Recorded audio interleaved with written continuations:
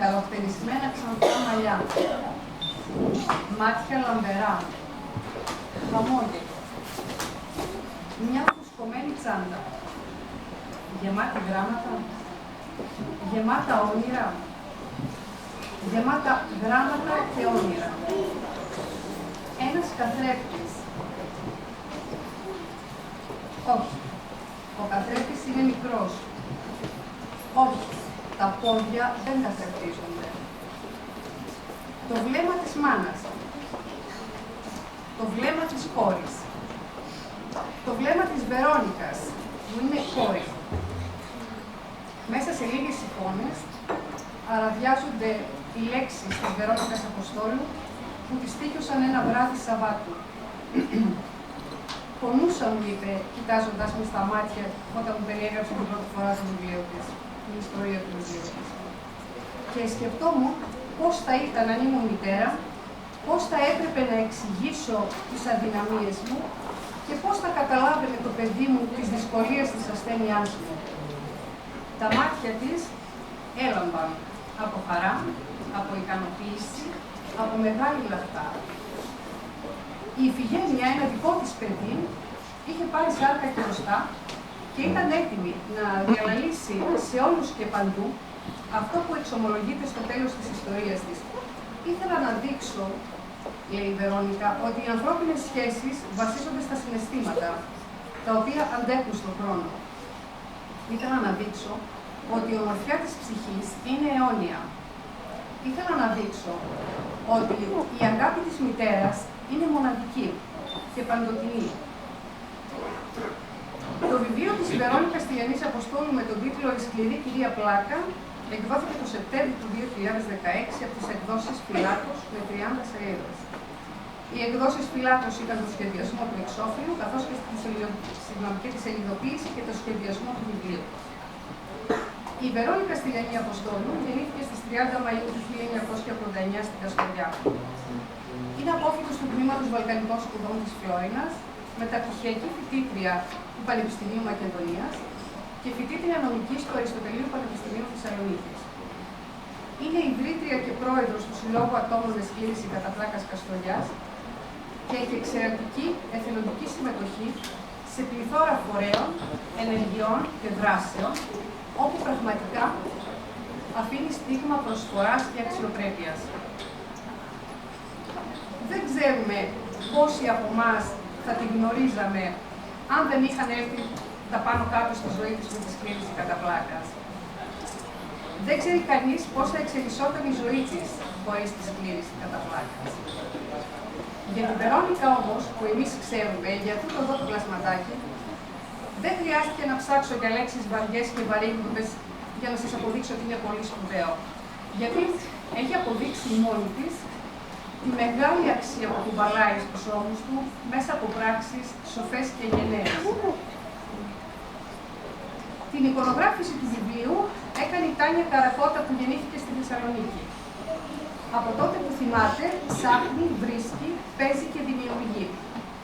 Σπούδασε ζωγραφική στο τμήμα εικαστικών και εφαρμοσμένων τεχνών της Σχολής Καλών Τεχνών του Αριστοτελείου Πανεπιστημίου Θεσσαλονίκης, από όπου αποφοίτησε με άριστα.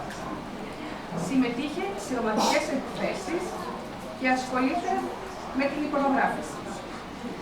Εργάζεται ως δασκάλα εικαστικών στην πρωτοβάθμια εκπαίδευση. Μέσα από την τέχνη και την διδασκαλία της, παρατηρεί και ανακαλύπτει, προβληματίζεται, διασκεδάζει, ταξιδεύει και κάνει φίλους. Αντιγράφουμε από τα στοιχεία που βρίσκουμε στο εξώφυλλο του βιβλίου και πραγματικά είναι χαρά μας που την γνωρίσαμε. Η σκληρή κυρία Πλάκα, λοιπόν. Όσο και να προσπαθήσεις να συγκεντρωθείς στην προσεκτική ανάγνωση του κειμένου, οι χρωματιστές νεραϊδούλες που κάνουν κερκίδα στην καρέκλα, η νεραϊδούλα που στηρίζει και η νεραϊδούλα που δαμάζει τη βακτηρία απογειώνουν την εικόνα, δίνουν φτερά στα σταθερά ράφια με τα τσαλάκωτα βιβλία και το φρόνιμο αρκουδάκι και σε πάνε κατευθείαν στο βάθος των νοημάτων που ίσως για πρώτη φορά κινούνται και που η συγγραφέας με βεβαιότητα εμπειρίας σου γνωστοποιεί. Φαίνεται ότι η συνάντηση της Βερόνικα συγγραφέα με την εικονογράφο Τάνια ήταν ευτυχής για την πορεία του βιβλίου. Η Ιφηγένεια, λοιπόν. είναι ένα μικρό παιδί που μεγαλώνει όμορφο, καθαρό, περιποιημένο, φροντισμένο, κοινωνικό, μαθαίνει γράμματα, έχει όλα όσα έχουν και τα πιο τυχερά παιδιά της ηλικίας της. Μέσα στη σάκα της όμως, κουβαλάει ένα μεγάλο μυστικό. Η σάκα αυτή είναι στην πραγματικότητα πολύ μικρότερη από όσο την περιγράφει ο συγγραφέας και πολύ μικρότερη από όσο τη ζωγραφίζει η εικονογράφος του βιβλίου. Η σάκα αυτή στην πραγματικότητα είναι η μικρή καρδούλα της Ιφηγένειας. Η μικρή καρδούλα κάθε παιδιού που είναι στη θέση της Ιφηγένειας. Χρειαζόταν όμως, και πολύ σοφά έπραξε και οι συγγραφέας και οι εικονογράφοι και τη φτιάξαν τόσο μεγάλη, γιατί εκεί μέσα, στη ροζ σάκα, όφιλε να χωρέσει η φωτογραφία της μητέρας, μαζί με όλα τα ερωτήματα και τα απαντήματα εκείνου του Σαββάτου και όλων των Σαββάτων, μιας νέας κοπέλας και όλων των άλλων κοριτσιών και όλων των μαμάδων και όλων των ανθρώπων με σκλήρυνση κατά πλάκας. Με γλώσσα παιδική, απλή και κατανοητή, εύκολο προσεγγίσιμο από μικρούς και μεγάλους ύφος, η συγγραφέας περιγράφει τη μικρή Ιφηγένεια, τα συναισθήματα, τους φόβους και τη ζωή της, κάτω από τα φτερά μιας μητέρας, πάσκουσας, εμπροκειμένου μιας μητέρας με σκλήρυνση κατά πλάκας. Περιγράφει τι δεν μπορεί να κάνει και με σαφήνεια περιγράφει και τι μπορεί τελικά να κάνει μια μητέρα με σκλήρυνση κατά πλάκας. Μέσα από όλο αυτό, η συγγραφέας δεν ξεχνάει όσα όμορφα έζησε ως παιδί η ίδια. Χόρευε όταν ήταν νεότερη.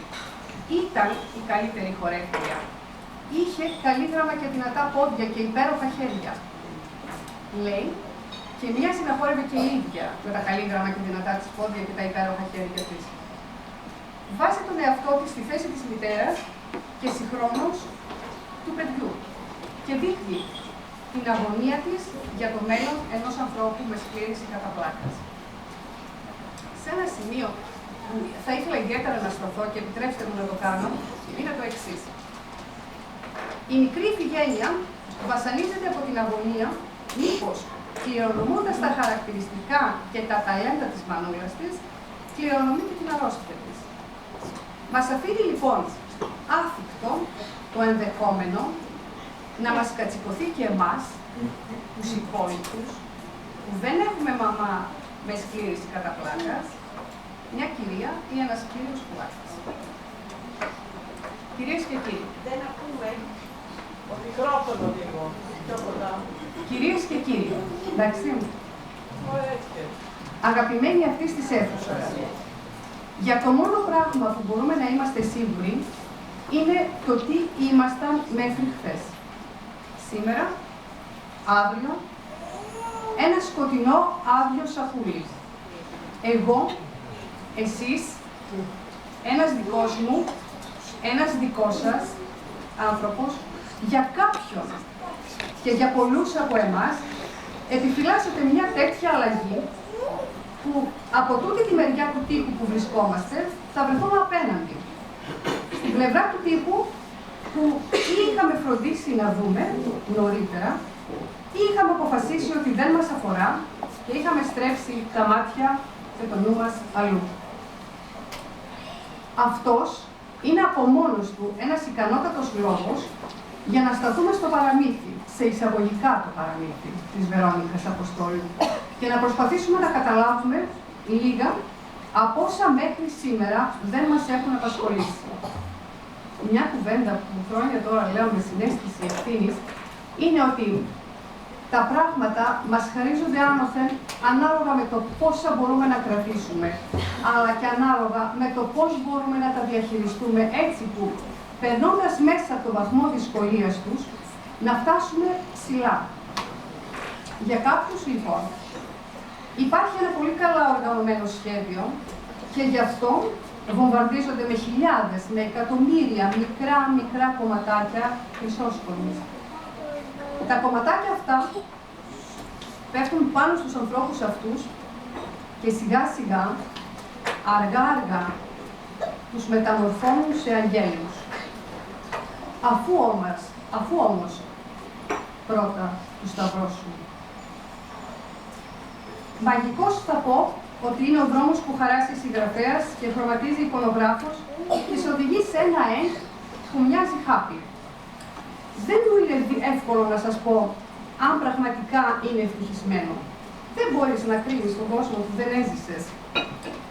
Μπορώ όμως, με το χέρι στην καρδιά, να σας πω ότι αυτή η κοπέλα έχει αρπάξει από τα μαλλιά την κυρία Πλάκα. Και αυτό σημαίνει ότι, παρόλη τη νεαρή της ηλικία, η Βερόνικα έμαθε να εκτιμάει τα ψήγματα χρυσόσκονης που περνούν από μπροστά της. Τα αφήνει και σουλατσάρουν πάνω της και μέσα της. Και τα αφήνει να θρονιάζονται στο βάθος της ψυχής της. Αυτά τα κομματάκια είναι η ευτυχία.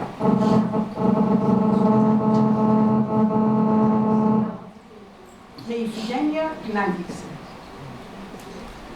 Η γνώση, κυρίες και κύριοι, είναι δύναμη. Και αλλιώς, δύναμη είναι η γνώση. Η μικρή Βερόνικα τα έχει και τα δύο. Καλούς δρόμους να έχει, και η σκέψη και η ζωή σου, κοριτσάκι μου. Η σκληρή κυρία Πλάκα, λοιπόν. Μια ιστορία που αποδεδειγμένα δεν κολλάει, δεν μεταδίδεται, δεν κληρονομείται.